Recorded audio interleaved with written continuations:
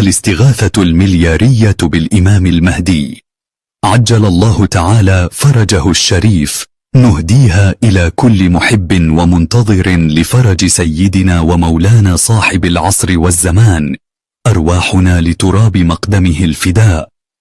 كرروها وانشروها في كل مكان، فلعلها تكون سببا لتعجيل الفرج. الدعاء: يا الله، بحق فاطمة وأبيها وبعلها وبنيها والسر المستودع فيها، عجل فرج أبي صالح المهدي، وأدركنا به، وفرج عنا بحقه يا أرحم الراحمين.